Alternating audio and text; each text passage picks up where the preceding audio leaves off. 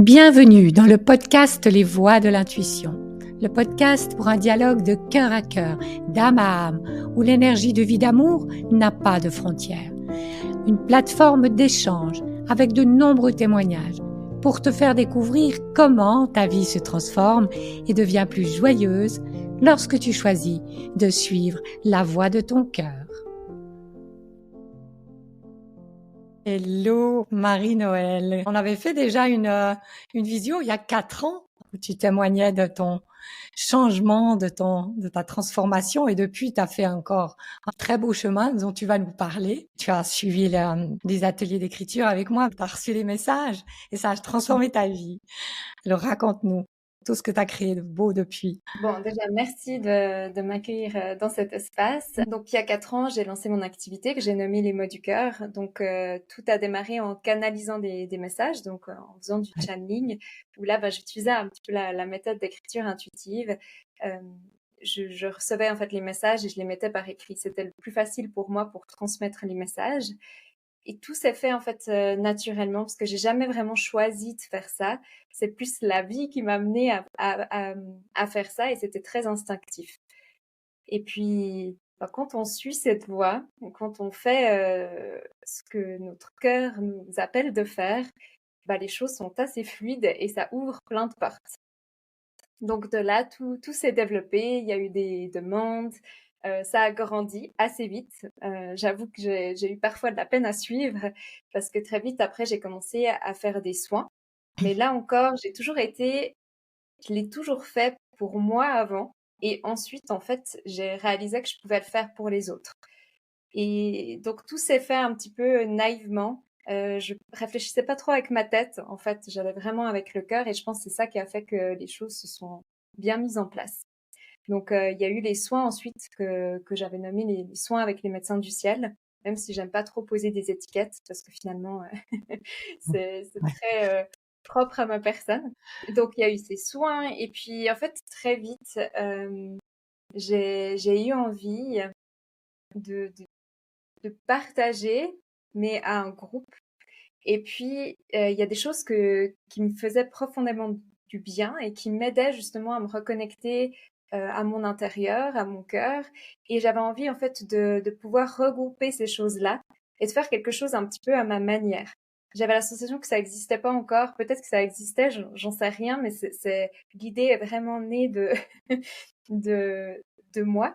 Et j'ai pris en fait toutes ces choses qui m'ont aidé finalement sur mon chemin, toutes ces choses qui me font du bien et qui m'aident encore pour créer les parenthèses pour soi, où ce sont des espaces pour justement prendre le temps de revenir à soi, de se connecter à soi avec différentes méthodes.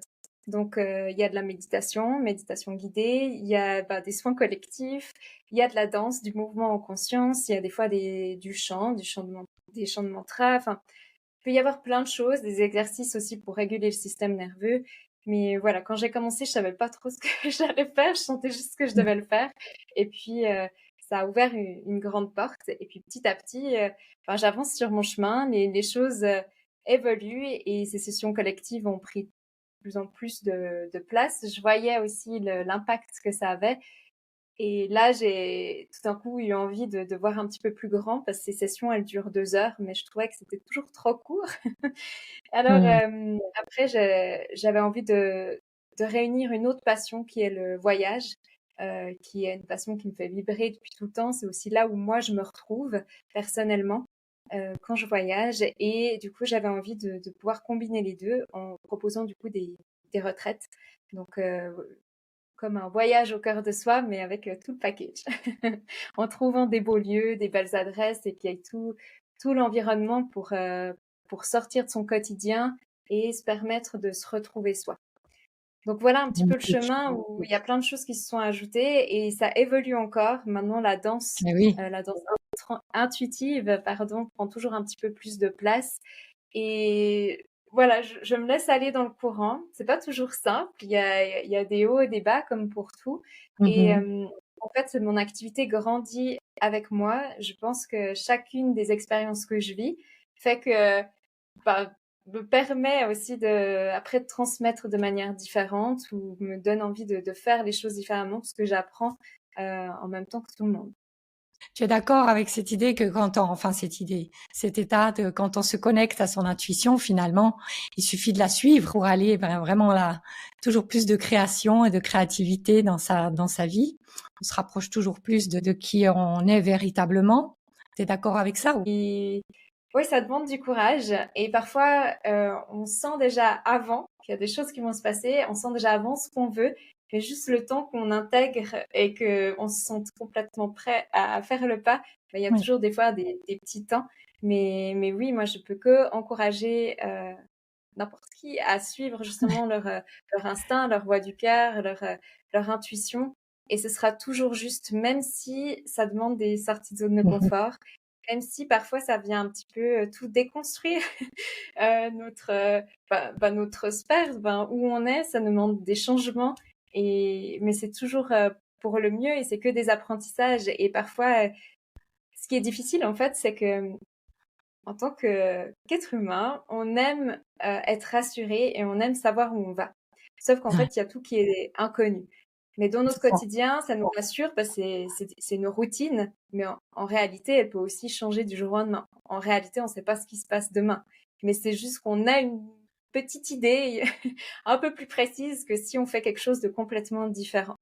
Et, euh, et c'est ça qui fait peur. Et c'est là où il faut avoir une grande confiance en soi et finalement en la vie et en l'univers, et de se dire, OK, là, je le ressens de faire comme ça, j'ose, mais de toute façon, ça sert à rien de penser trop loin. Faut pas avoir peur pour la suite parce que de toute façon, c'est pas de quoi elle est faite.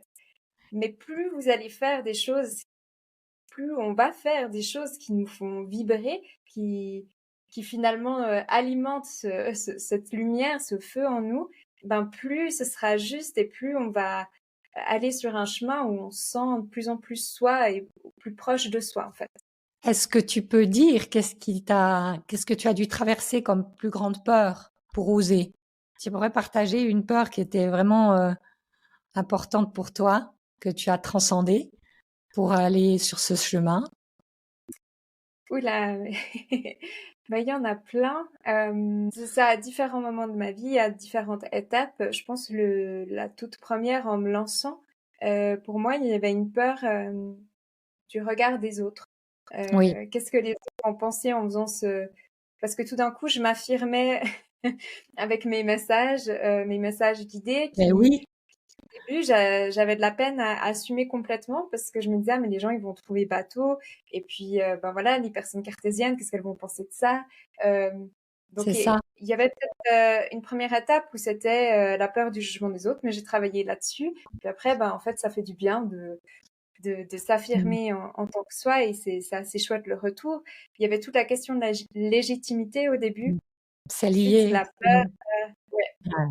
et exactement. Et puis la peur bah aussi d'être indépendante, Oui, c'est tout un challenge aussi, ben, avec les peurs financières, avec les peurs de on sait pas où on va. Justement, en tant qu'indépendante, on est encore plus dans ces inconnus parce qu'on sait jamais de quoi sera fait notre mois, nos oui. semaines et on va complètement se laisser aller et faire confiance en ce qu'on fait. Comment tu fais pour dépasser les peurs? Tu te réfères à un message que tu reçois en écriture ou comment tu vois, parce que ça, c'est important pour les personnes qui nous écoutent, parce que toi, tu as osé lâcher ton activité de salarié, tu as osé te mettre indépendante, et c'est chouette de pouvoir témoigner par rapport à ça, de quelles sont les clés que tu as utilisées pour dépasser les peurs, tu vois.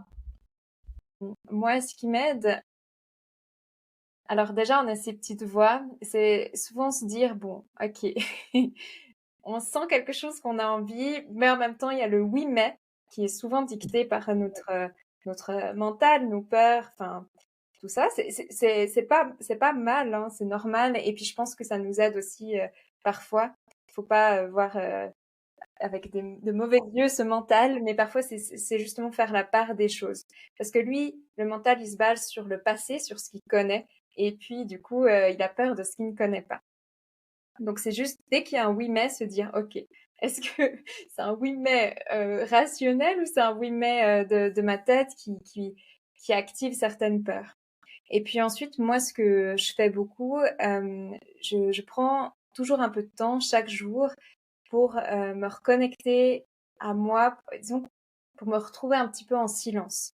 C'est ma manière, à travers la méditation, mais des fois, je fais rien de spécial, je me pose juste, je prends juste le temps de revenir à moi, en prenant quelques respirations, de me déposer dans mon corps, aussi ressentir comment je me sens dans mon corps, enfin là maintenant, parce que c'est le véhicule aussi. Et puis, ouais, d'aller déjà prendre la température et puis de ressentir ce qui se passe. Et ensuite, peut-être que justement, si je reprends l'exemple du voyage à Bali, j'aurais pu peut-être juste penser à ce voyage et voir déjà ce que ça activait en premier lieu en moi. Qu'est-ce que ça crée en moi? Est-ce que ça crée de la joie? Est-ce que ça stimule quelque chose? Comment je me sens? Peut-être que je vais juste me sentir bien. Voilà, voir un petit peu, prendre la température par rapport à ça. Puis après, juste en pensant à ça, tout d'un coup, il y a peut-être des peurs qui vont arriver. Et puis là, de ressentir où elles se logent, et puis ensuite d'aller voir, et puis après de se dire, mais finalement, qu'est-ce que je risque si qu'est-ce qui se passe si? Et puis après, évidemment, on peut essayer de poser des questions en utilisant par exemple ton outil de l'écriture intuitive, aller voir, comprendre. Et puis après, juste le fait de prendre conscience que c'est des peurs et de savoir si on pense, je pense que tout le monde, en pensant à des choses qu'ils ont osé faire, ont réalisé qu'ils avaient des peurs infondées et inutiles. Et peut-être juste se rappeler de choses quand ils ont osé faire le pas, quand ils ont osé faire quelque chose dont ils avaient vraiment le trac, dont ils avaient vraiment peur, de repenser à ça et de se dire, mais en fait, quand je l'ai fait, ça s'est très bien passé.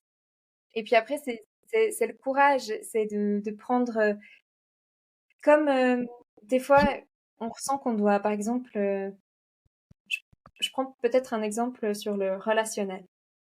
Parfois, on sent que notre relation avec, je sais pas, notre petite amie, peu importe, on sent que c'est plus ok. Mais on a ces attaches, on a tout ça qui nous lie et on ne sait pas ce que ce sera l'inconnu. Il y a peut-être la peur de se retrouver seul, peut-être la peur de ne pas retrouver quelqu'un, la peur de la suite, qu'est-ce qui va se passer, et la peur de se tromper peut-être. Et puis là, c'est juste, je pense aussi être très doux avec soi et avoir beaucoup de compassion et justement prendre le temps. Il n'y a pas besoin de prendre des décisions non plus du tac au tac, parce que c'est comme si peut-être tout notre être doit être préparé, parce qu'on a notre part d'humain aussi et d'humaine qui doit aussi se préparer et comprendre que c'est juste en fait, que c'est le bon choix, parce qu'au fond, on sent que c'est plus OK. Et c'est juste... euh, ça peut paraître pas si simple que ça, mais parfois, en fait, on le sait déjà. Et c'est juste laisser le temps à notre part, moi j'aime bien dire l'humaine ou l'humain, de Hmm. comprendre, de oser le pas. Mais après, j'ai la sensation que de toute façon, la vie nous mène ou nous aide d'une certaine manière, parfois de manière agréable, parfois moins, à suivre vraiment notre voie du cœur.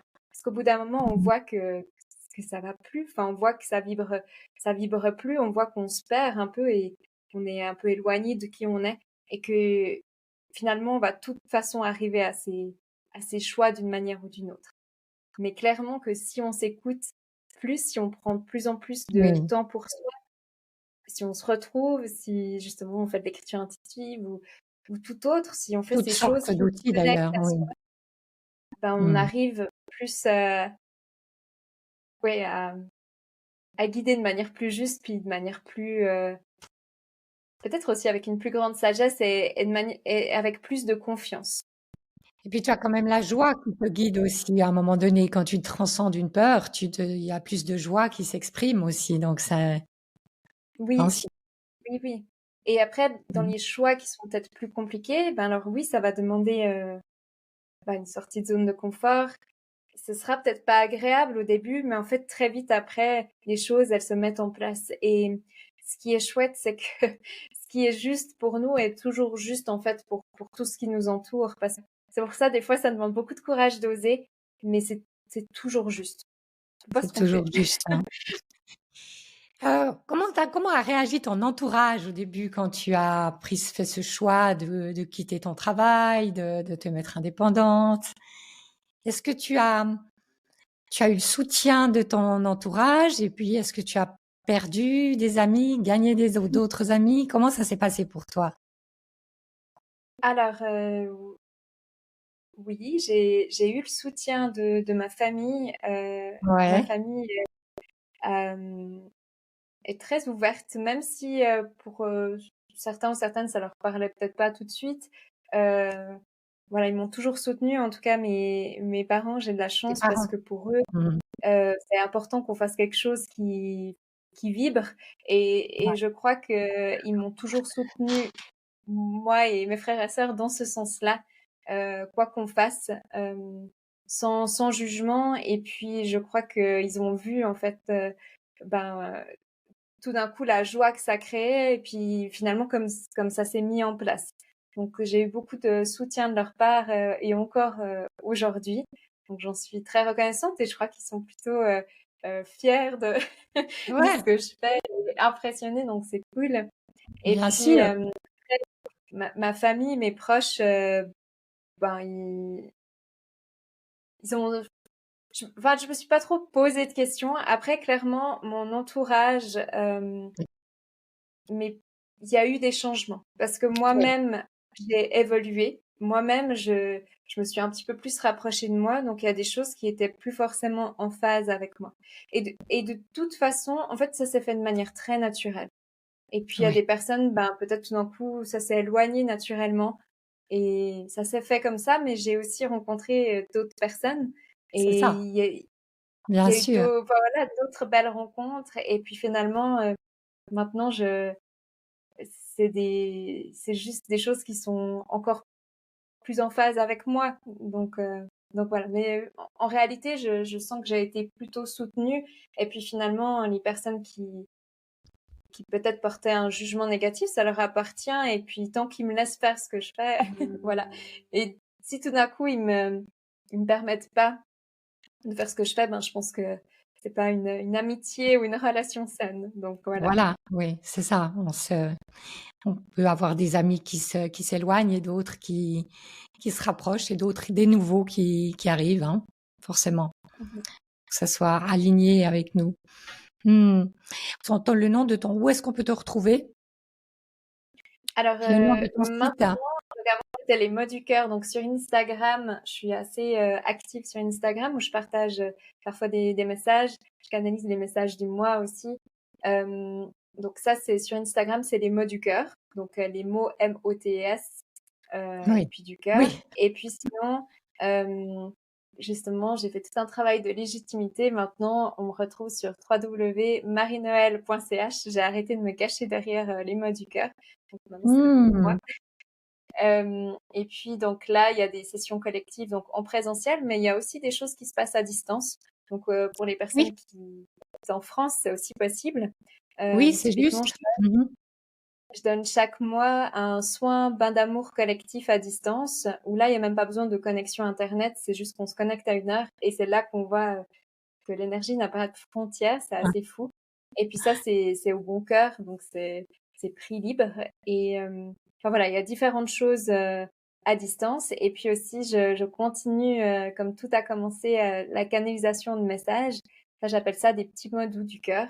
Et je l'envoie par la poste. Donc ça peut aussi aller partir partout en Europe. ça peut aller partout. Mais Ça oui, peut bien voyager. sûr, bien sûr, bien sûr. C'est magnifique, Marie-Noël. Qu'est-ce que tu souhaiterais partager pour terminer à toutes les personnes qui nous écoutent? Que, ce que j'ai envie de dire, c'est de ne pas avoir peur d'être avec soi. Hmm. Souvent, moi, c'est l'apprentissage que j'ai fait d'apprécier ma compagnie, d'apprécier faire des choses seule, d'apprendre à me retrouver de temps à autre seule. Et puis maintenant, ça devient nécessaire parce que c'est dans ces moments-là, en fait, que j'arrive à mettre un petit peu de clarté sur tout ce qui peut se passer. Et ça peut être inconfortable au début, mais plus vous apprenez à apprécier en fait le temps avec vous-même, plus ça va être agréable d'être vous-même et plus vous allez vous rapprocher de vous. Et c'est hyper important. Et c'est ce que, en fait, j'invite de plus en plus en créant ces espaces, c'est parce qu'on a déjà tout en soi. Et parfois, c'est facile d'aller à l'extérieur, typiquement faire appel à toi ou à moi, mais en fait, vous avez déjà toutes les réponses en vous. Mais plus vous dégagez du temps pour vous, et quand je dis du temps pour vous, c'est aussi se déconnecter de son téléphone, ces choses-là, de juste de revenir à l'essentiel, à vous, et c'est là où tout y est. Et puis finalement, il y a une chose que peut-être j'aimerais encore préciser. Ça m'est venu hier en canalisant. On me parlait de moments de grâce. Et ces moments de grâce, c'est ces petits moments où tout semble, tout est parfait, enfin tout est absolument aligné. Ça peut durer Ouais. de différentes durées, ça peut durer mais un instant, une seconde, comme plusieurs, mais c'est ces moments où on se sent super bien. Et ça peut être juste le moment où on ressent un rayon de soleil, on a notre tasse de café, l'odeur, et on se sent juste à ce moment-là précis hyper bien. Et puis après, ça peut être d'autres choses en faisant des activités qui nous procurent du bien. Peut-être réaliser que quand je chante, ça me fait beaucoup de bien. Alors, essayez de faire ces choses qui vous font du bien et qui vous permettent de vivre ces moments de grâce. Et surtout de réaliser chaque jour, essayez de réfléchir, de repenser à votre journée, à vous dire quels ont été ces petits moments de grâce et avoir de la gratitude pour ces moments où tout était beau. Même dans les journées compliquées, il y en a de ces moments de grâce. Et c'est juste repenser à ça. Et plus on en vit, plus on cultive justement ce qui nous fait du bien, ce qui nous fait vibrer, où on se sent nous, où on sent qu'on peut se laisser être, lâcher prise. Plus aussi, il y a des portes qui s'ouvrent, il y a l'inspiration qui vient, c'est comme si ça nous recharge. Et je peux qu'encourager à faire ça et de prendre le temps pour le faire. Arrêtons de trouver des mauvaises excuses parce que finalement, on a toujours le choix et c'est vous qui menez la barque. Enfin, chacun mène sa propre barque, donc à vous de décider. Et oui, il y aura toujours des obligations, mais après, à vous de poser vos priorités, qu'est-ce qui compte le plus. Et puis quand on est pleinement bien avec soi-même, aligné, il y a plein de choses dont on n'a plus besoin. Il y a plein de choses où c'est plus nécessaire et du coup, on peut se délester de choses. Donc vraiment, je pense que mon invitation, c'est de prendre le temps et prenez le temps aussi pour vous retrouver vous, pour trouver du temps avec vous-même. Osez, essayez peut-être comme un jeu aussi de faire des choses seules si c'est quelque chose que vous n'avez pas l'habitude. Et vous verrez, peut-être au début c'est inconfortable, mais après, ça fait tellement du bien et vous n'avez pas besoin d'attendre sur les autres pour faire quelque chose. Belle conclusion. Se reconnecter à soi, écouter sa guidance, se laisser porter par cette énergie. Et ça permet d'aller vraiment dans l'expression de toute sa créativité. Ça amène beaucoup de joie. Très belle conclusion, Marie-Noëlle. Merci beaucoup pour ce moment avec toi. Et puis, on te retrouve sur www.marienoëlle.ch si on veut faire appel à toi. Je te souhaite en tout cas belle continuation pour tous tes projets. Bravo encore pour ce chemin parcouru ces derniers 4 ans. C'est que le début d'une belle aventure. Si ce partage vous a plu, n'hésitez pas à liker, à mettre des commentaires sous la vidéo et surtout partager pour faire connaître ces beaux messages de transmission, de guidance et de partage dans le cœur. Bye bye à tous. Merci beaucoup Isabelle, à bientôt.